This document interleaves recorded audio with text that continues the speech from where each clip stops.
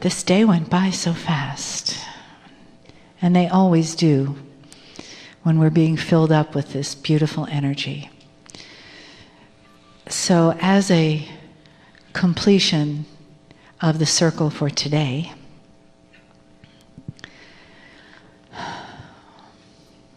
let's come all the way back into our bodies with a few deep breaths. Nice big inhales and exhales.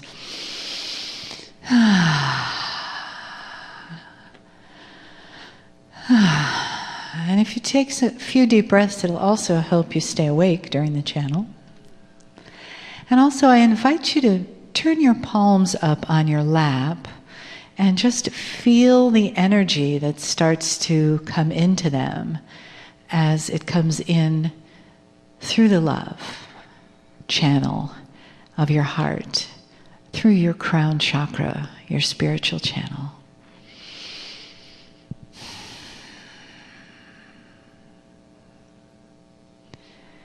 And as you begin to come more into that place of the one that is you and the one that is me and the one that is spirit in the presence of the I am one,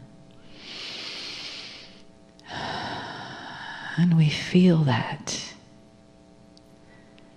And notice how your own vibration has shifted over the course of the day, and how you've been nourished and nurtured by this beautiful, loving energy, and by the parts of you that are in the family around you,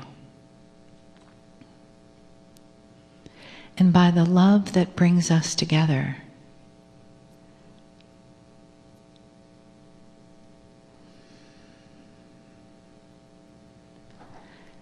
And let your hearts be open. The invitation is there is still something to hear, to learn, to bring into the center of your being and resonate with,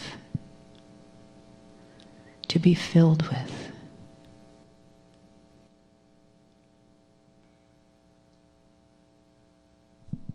Greetings, dear ones. I'm Kryon of Magnetic Service.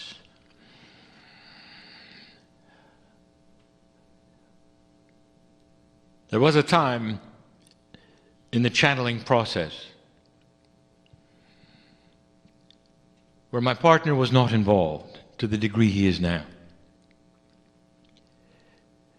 The new phrase we use is he steps aside, he's still here. It is not a takeover. And for those who would hear this and think it was odd and mysterious and spooky, I would like to give you the information that the indigenous of the planet understood this and did it. There were names for it, ceremonies for it. And it wasn't until you got modern that those things went away. This process is natural. And what you see here is my partner stepping aside so I can deliver a message that is going to go to many. But the process is designed for one, you. The process is designed so that you could open up and communicate to that entity which is your higher self, and we're going to talk about that in a moment, and that would be channeling at its highest level. There'll come a time when this isn't needed anymore. Things change. Humanity changes. And the evolvement of the human spirit will eventually come to a place where humanity will be given messages because their pineal is open for them. And they won't have odd names, and they won't have entities you don't recognize or magnetic masters. It'll be you with you. And it'll feel like this does, and that is to say, messages from home. Benevolent, beautiful messages from home. I know who's here, and what I'm going to give next is fun for me. These channelings are not endurance events. I will give the information that I wish to give and back away. There have been many messages in the past about what I'm going to talk about, but never consolidated in this way. The demystification of esoteric belief and New Age is at hand, so it makes some more common sense. And the things that I'm going to tell you now, you may disagree with because you've been trained otherwise, or perhaps the tradition is different than what I'm going to tell you. So if it is different, I wish for you to at least weigh them and not judge them. And weigh them with your intuition. Could it be so? Is it right? It may be different than you think. You fight a tradition of hand-me-down information from one person to another, and one will enhance it, make it different, and it'll stick. And then a generation will say the same thing, and that'll change a little, and that'll stick. And then sometimes you end up with misinformation about beautiful things. So let's talk about those beautiful things. Humans. Dear ones, I've never been a human. You have no idea the awe that I hold for you. The soup of God is compartmentalized to some degree when it comes to service. It has to be. Not as you would think, but the pieces and the parts that become human on various planets through billions of years are a select group, and that's what you do.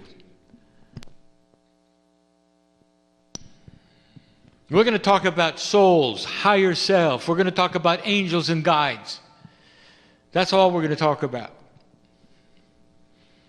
But even before I begin, I want you to see the lineage of your service.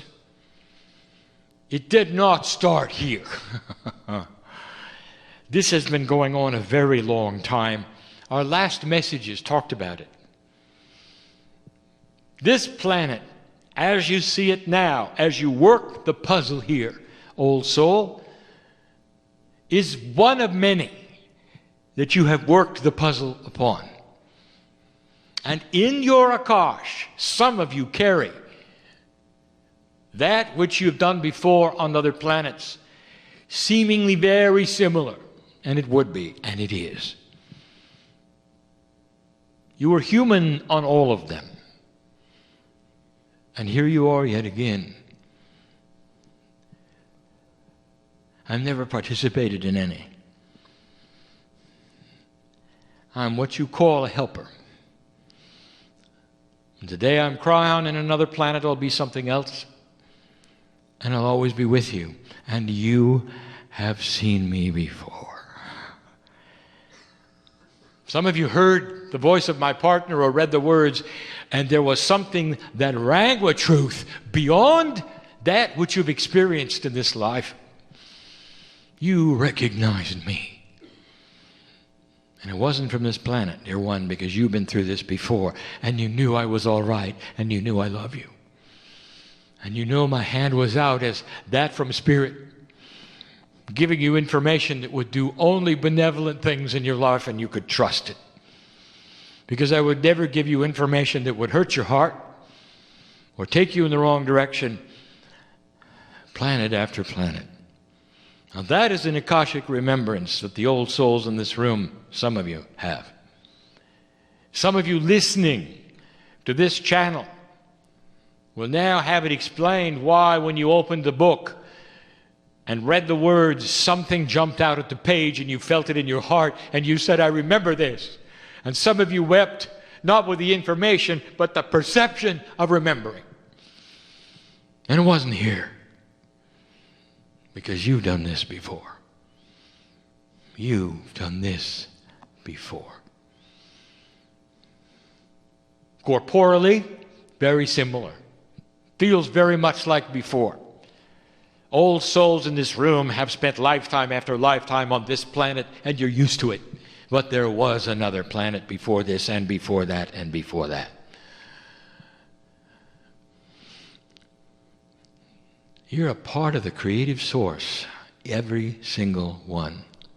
Let's talk about souls. What is a soul?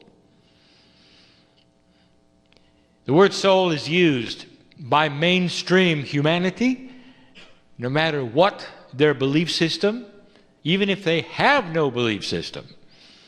They talk about souls. Isn't it interesting that humanity knows what a soul is without ever pretending to believe that you have one? They know what it is. So common is it, mariners of old would report how many souls on board instead of how many humans on board. It's become vernacular, describing that which is the spiritual essence of a human being, a soul.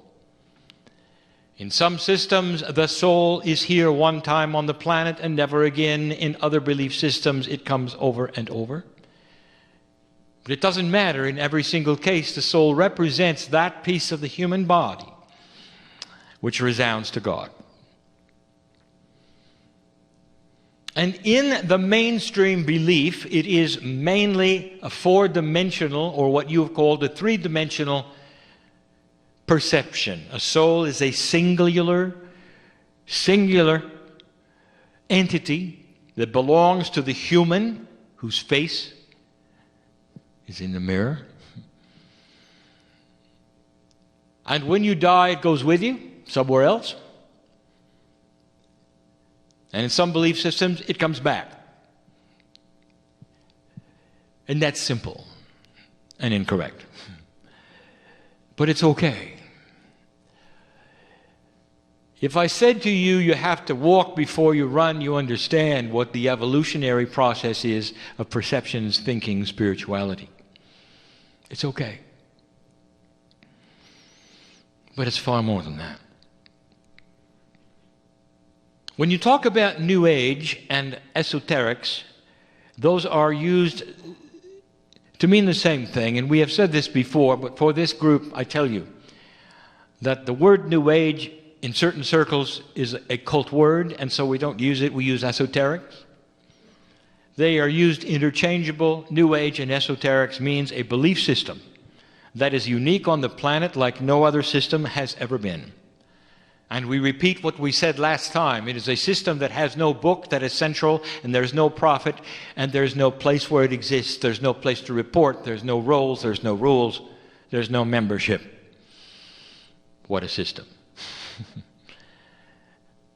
And it's out of the perception of any organized religion because it has no organization, and yet, all over the world, by the millions, if you were to get the people together and ask them what they believe, they would have a central core belief that God is inside, that you come around and live many lifetimes, and that you were part of the spiritual evolution of Earth. That you were seated by the Pleiadians, and they're still here. That there is a purpose to your life, and you are here in a benevolent way to help other humanity and create peace on earth. Isn't it interesting, dear one, that there's no central prophet? But there is. What mainstream would call a soul, you call the higher self. Use them interchangeable because that is what we teach. Except the higher self now has a personality. It is a piece of God that it has your face on it on the other side of the veil. And it is the prophet.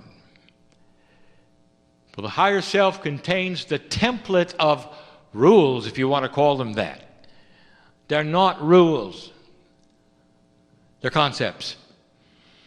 The concepts of past life experience, of Akash, the concepts of the angels and the guides around you, the concepts of who you are, where you're going, why you're here, how you exist, is the template of the higher self. And so this explains what it is, and it is not above you as higher, it vibrates higher. And that is how it got its name. And the entire purpose of esoteric belief is for you to take the hand of the higher self, if you can, and pull it towards yourself so you can discover more about the template. Would it be nice to take the hand of God every day of your life when you awaken and walk through life with knowledge that you could only have that way? And the answer is yes, and that is what you believe. That is the New Age. That is esoteric belief. The attempt of getting in touch with the God that is in you. The masters of the earth all spoke of the God inside, all of them. The New Age belief system believes that all of the masters were valid, were here for that message, not necessarily to be worshipped. Some of the masters even referred to the other ones. They didn't isolate them and worship them. They didn't build churches around them and say you were wrong if you disagreed. So there is no evangelistic thrust in the New Age. None. And if you find somebody who's trying to, they're not New Age. They have something of their own they've decided to put in a box and enlist your membership. They're not the esoterics that we are speaking of. No evangelistic thrust. There is only that which you perceive to be your energy on the planet, getting in touch with your higher self to balance you to help everyone here. And the higher self is the key. The higher self has no gender. Your corporeal body does. We have given you some of the attributes of the system of how you come and go. The honoring of gender. So it feels good to you to be one or the other for a long term and then switch later. All of these things to make you comfortable. All of these things in a benevolent system that loves you, that sees you as you would see your children. That is because when you come to this planet, you disengage from us. That's the free will.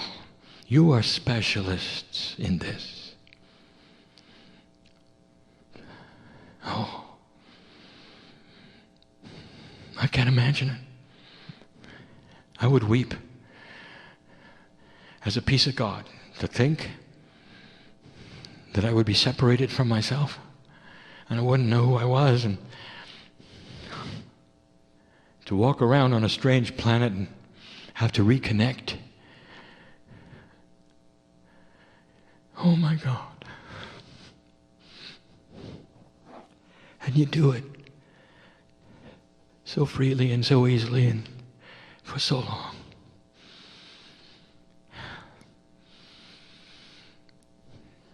And you know why I am so enamored with you. And here you are at the cusp of a revolution of energy. I've seen this before, and so have you.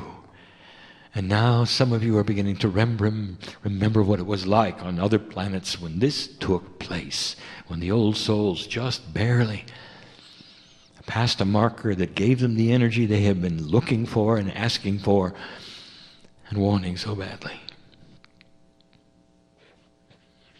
I want to talk about angels. And I really haven't much before. I am not an angel. I'm a helper. My partner has called me a benevolent angel of the New Age. That's not right. I'm a helper. Believe me, if you saw an angel, you'd know the difference. Number one, are angels real? Absolutely. Absolutely. Number two, who or what are they? There is a system, dear ones, of benevolent help for this planet. And it's so complicated to let you in on perhaps where the angels are, what they do, how often, who they are, where they come from. But I'm going to give you some information that some of you won't like, and some of you will go, that explains it. They come when they're needed at various points for humanity and various points for humans. And they are spectacular. Not one of them is corporeal. Again, humanity has decided that when an angelic energy visits them, because it's simply beyond their perception in 3D, in order to make it work for them, they put skin and wings on them and give them a name. Put a halo, make them white, which means purity. Draw pictures of them, talk to them, report them in history. That's not what they look like. They are multidimensional beings. Moses probably got it closest with a burning bush. Fire which does not consume itself in a ball. That was an angel.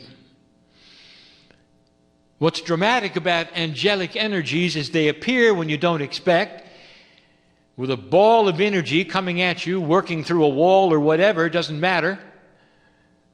Iridescence. Some looking like fire and scaring the human to death. And every single report in Scripture with an angel present, the angel said, fear not. Now, why would you be afraid of a beautiful woman in a halo and a white robe? Because that's not the way they look. And that is why they said fear not, because they present themselves in all their beauty and their majesty, and some cannot even look upon them. Grand they are. Now here's the part you didn't expect. They are a collective. There's no such thing as a single angel. You see it as a single angel, like you see your body as a single angel, not aware of the soup of angelic power. They speak with many voices, but they speak in your head and not in the air vibrationally. Angels do not speak to crowds. They speak individually to one human or another. And it's a collective voice of many, although you hear it as one.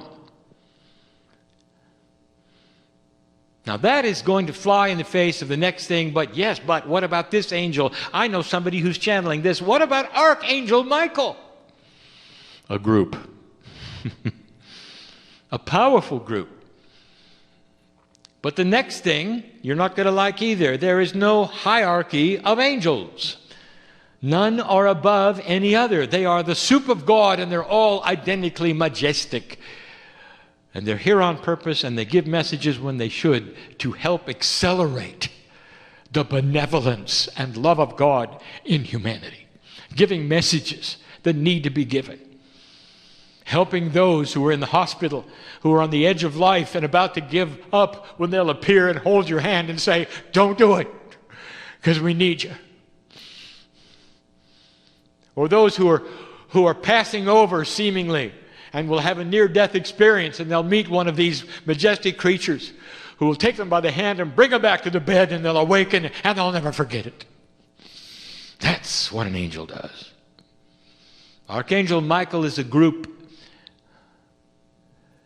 And it's not a hierarchical angel. It just looks that way because the messages are delivered in a specific area of importance to the planet. Probably the most quoted angel. Is that what you think is Archangel Michael? The highest of the high. It is not. And Archangel Michael will tell you, I am one of many. All majestic, all with the love of God, all beautiful, all benevolent, all for your service. But human beings want a hierarchy. This one's important, this one is not as important, this one you can throw away. And you have. After all, what did you do with the mythology of Lucifer?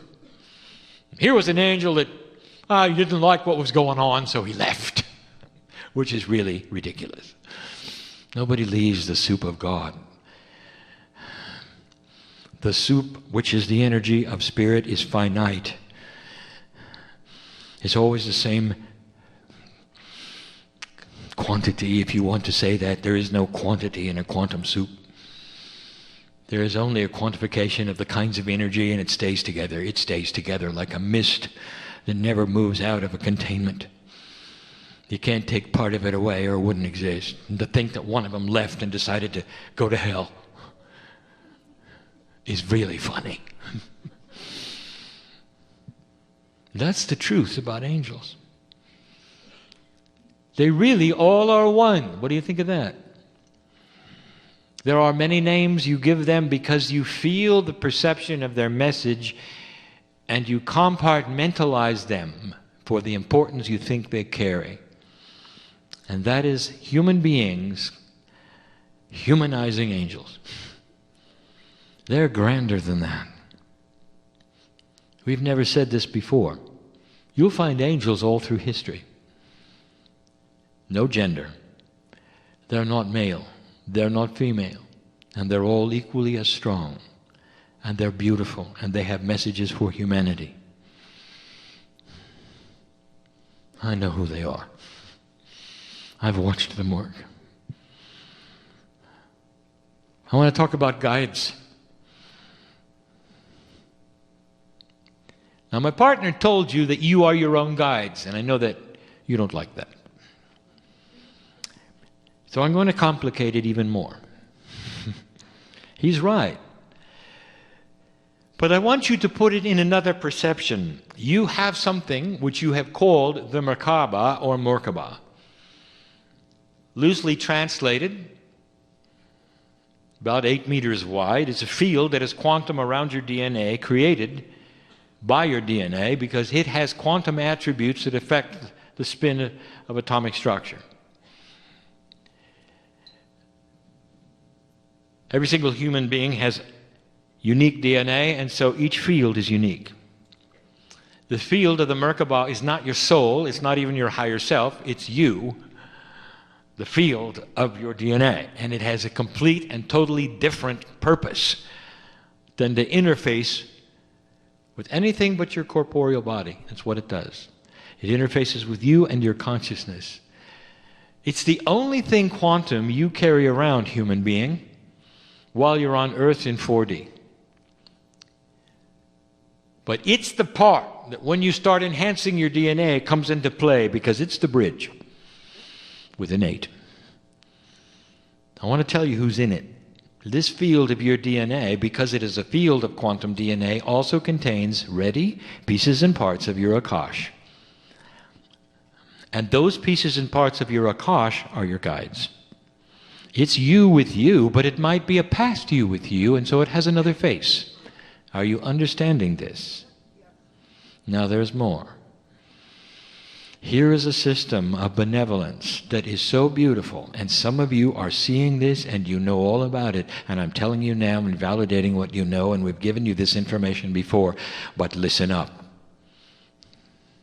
The Akashic family that you come in with, which you call your corporeal mother and father, sister and brother, or what you would loosely call the family or loved ones, are all part of your Akash in some way, even in remembrance. But in a quantum way, there is a reality to them that I cannot explain to you, because you are not aware of how quantum soup works. I'll use the word entangled state with your soul, and you still won't understand. It is complex, but here is the result. That when you lose a loved one in your family, especially if it's close like a child, when you lose them, they go into the Merkaba with you, and they are there for life. And when you pass over, you'll do the same with your children, and your brothers and your sisters, or your mate, or your husband and your wife. And I want to tell you what that means. They're never gone. Do you hear me? They're never gone. Here is a system of benevolence you didn't expect.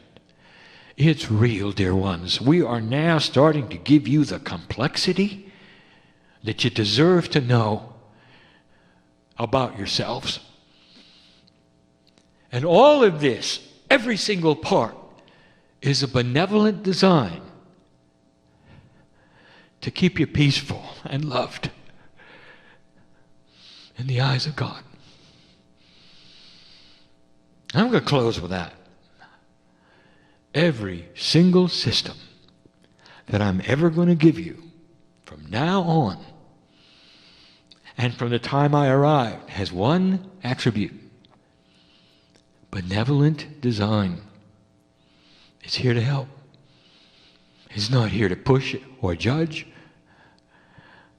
It's not here to teach, really. It's here to help. The angels only show up to help. You realize there's no angel that shows up to judge. Every time an angel shows up in your life, it's there as a guide. It knows your soul. It knows who you are. It knows your higher self. Listen, humans don't become angels. Angels don't become humans. I'm sorry if somebody's told you about that. They're specialized. And so are you. Humans begat humans, and this is what your soul does as work in the universe, as work in this galaxy. Angels are always angels, and helpers like me are always helpers like me. And this is what we want. And if you want to compartmentalize, go ahead. It's not quite that way, because it's a little bit of me and you too. That's just the way of it. Humans want to have a graduate status. You get so good at one thing and you get to be something else. It's not that way. Human souls do not come from animal souls. You don't go back into animal souls. You stay the way you are, and animal souls remain animal souls. That is another group, and we've told you that. A helpful group, a benevolent group. Some of them are here to love you, and you know I'm telling you the truth. You look in the eyes of these animals. Some of them will look at you and say, I've been with you before. And when I'm gone, look around, because I'll be here just waiting to come back. That is a system of benevolence. Did you notice? There's something going on that you should know. The system of the universe is biased in benevolent love. And if you're an atheist or an agnostic, you can ignore it if you wish to, and you can go in the room and shut the door, and you can sing loud so we can't get through, but I'll tell you, we're there to love you anyway. And we're going to walk out the door with you anyway. So that if you ever decide to look, we'll be there. We're not going to leave just because you don't believe in us. And those of you who have decided to believe that there's more to you than the corporeal self you see in the mirror are aware of a benevolent system, especially in this energy, that's going to help you at every step, every step, every step. That's the promise. And if it doesn't look like it, that's just because you get from A to B and sometimes you go through Z. And that's just the way it is. And that's called evolutionary learning. And it's benevolent too. That's our message. Could it be any clearer? Things are not always as they seem, and these systems that you have heard about, we are now demystifying so that you'll understand the truth, the simplicity, the beauty, and the benevolence of something that is built for you, dear human being, because you, like me, are from another place. And when you're not here, and those brief times when you're with us, we have a party you won't believe. And there's light all around us, and we sing in light the pineal tones that we know so well without even a pineal around to receive them. Hard to imagine. We celebrate you home, and it's hidden from you. You don't know about it until you take your last breath. And then you remember. And then there is release. Believe me, it is the way of it. It is the love of God. And so it is.